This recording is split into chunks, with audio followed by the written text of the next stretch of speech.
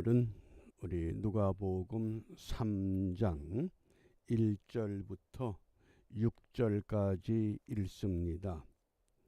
누가복음 3장 1절부터 6절 말씀. 세례 요한이 광야에서 주의 길을 예비하는 외침의 소리가 오늘 본문의 핵심입니다. 우리 먼저 오늘 묵상의 주제가 주의 길을 예비하라. 주의 길을 예비하라. 우리 4절 말씀을 함께 읽습니다.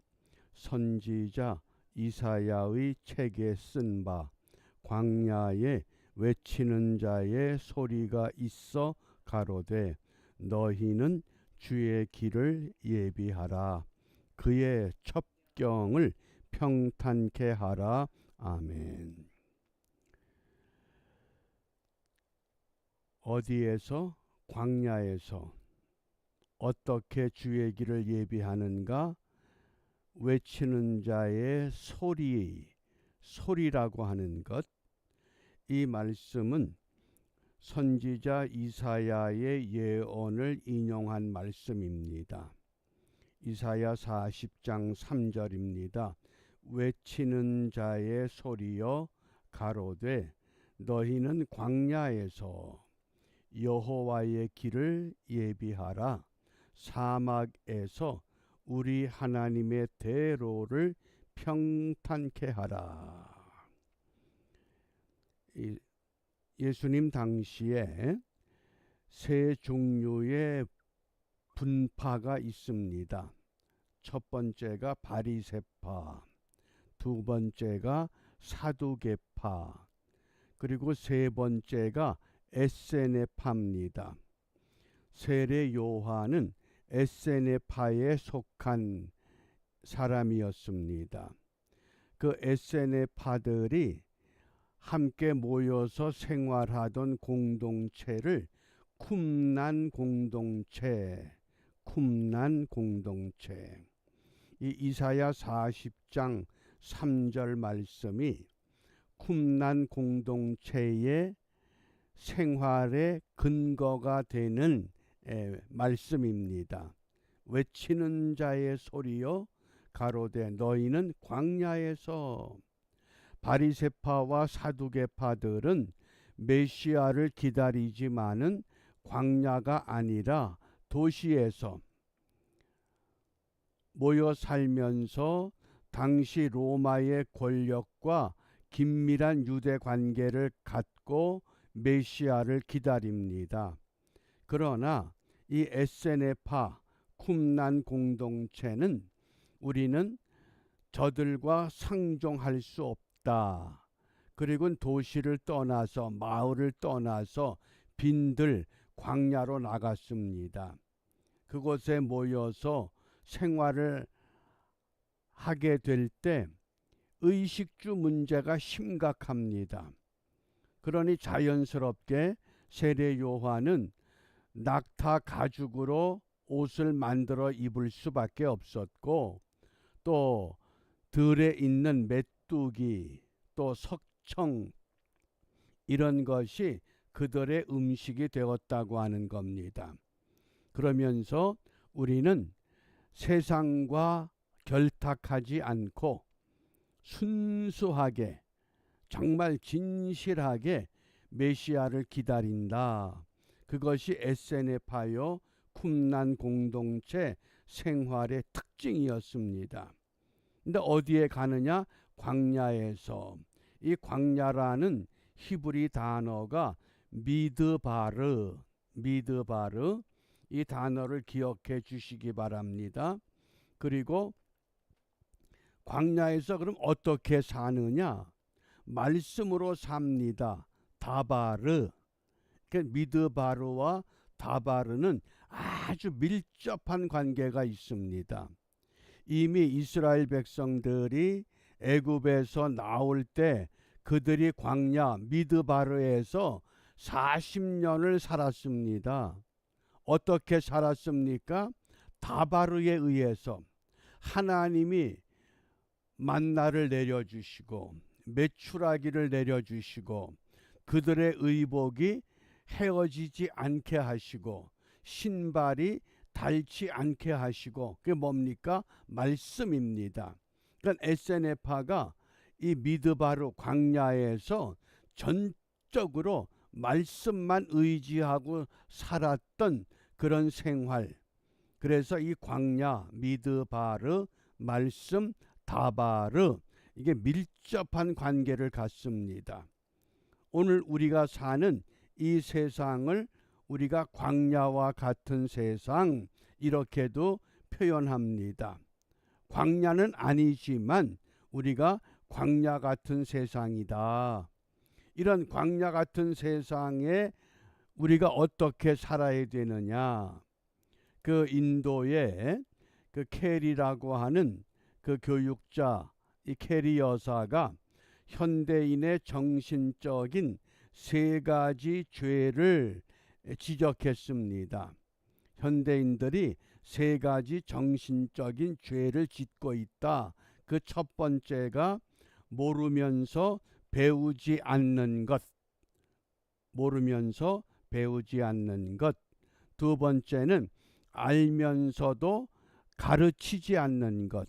내가 이미 알고 있으면 알고 있는 것을, 이 정보를 공유해야 하는데 나 혼자만 독점하는, 알면서 가르치지 않는 것.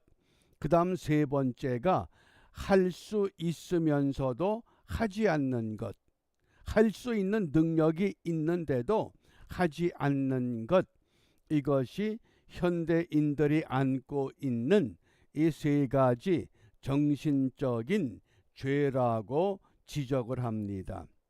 저는 이 세 가지 죄를 생각하면서 오늘 우리가 두 가지를 더 추가한다 그러면 그 첫 번째가 악을 보고도 침묵하는 것.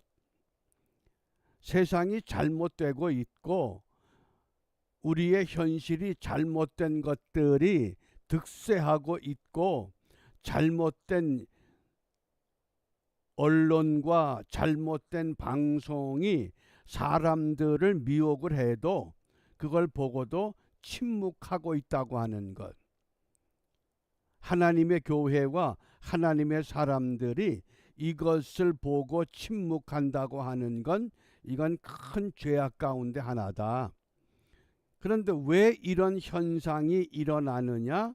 그것은 힘든 일은 피하고 나만 편하게 살려는 것. 우리는 괜찮다.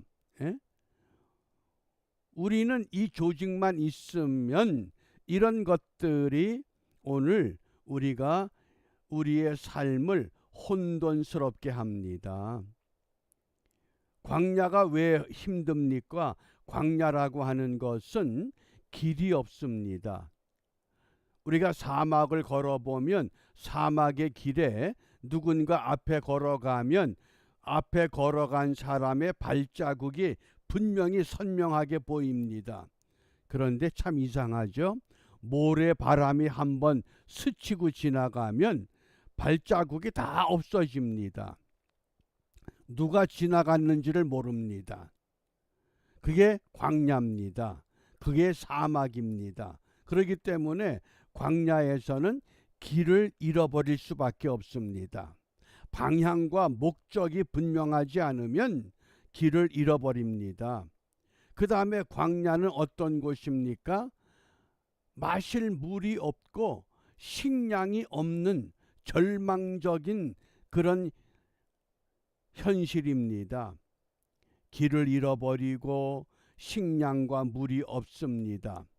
또 심지어 그 사막에는 사막의 무서운 독사와 전갈과 야생 동물들이 있다고 하는 겁니다. 우리의 생명을 위협합니다.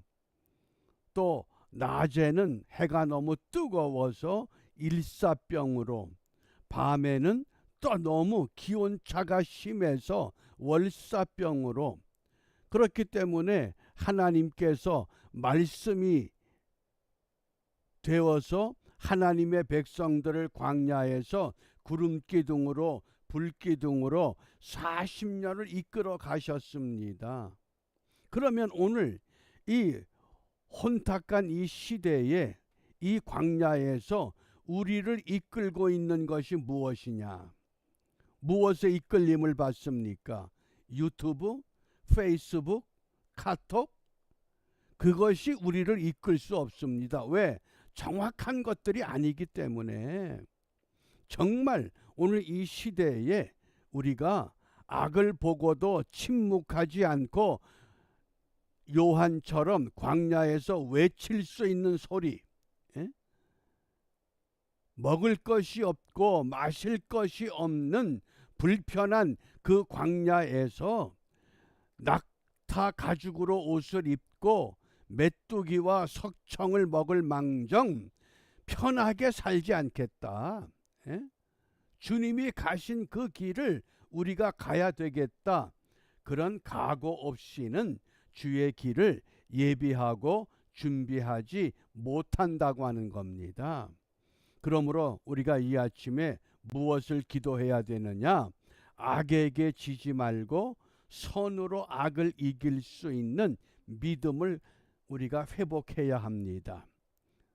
따라서 선악을 분별하는 지혜와 믿음을 주옵소서.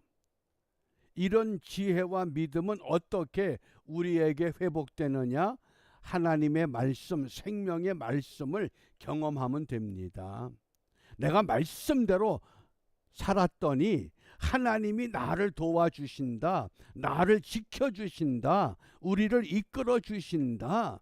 이것이 확실한 체험이 되면 어떤 환경에 어떤 자리에 우리가 놓여 있어도 우리의 목표와 방향이 분명하기 때문에 세상에 물들지 않고 이 세상을 역류하여 하나님의 뜻을 바르게 이루어 나갈 수 있는 줄 압니다. 오늘도 우리가 이러한 은혜를 결단하고 이 은혜에 참여하기 위해서는 어제와 동일한 삶이 아니라 오늘 새날 새로운 새 힘으로 새 영으로 우리를 새롭게 무장하고 주 안에서 승리하는 우리 모두가 되시기를 주님의 이름으로 부탁합니다. 기도하겠습니다.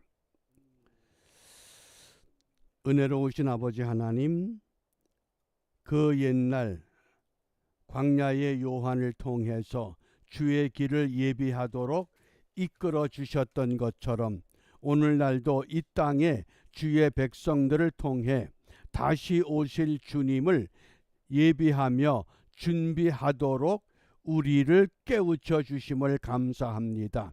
먼저 우리 자신들이 등과 기름을 준비할 수 있게 하시고 준비된 하나님의 사람들을 통해서 이 땅의 사람들에게 주님 다시 오실 것을 깨우쳐 알게 하고 그들이 잘못된 삶의 자리에서 떠나 우리와 더불어 진리의 생명의 길로 함께 나아가는 일에 새로운 영향력을 미칠 수 있는 은총의 하루가 되도록 인도하여 주시옵소서. 예수님 이름으로 기도합니다. 아멘.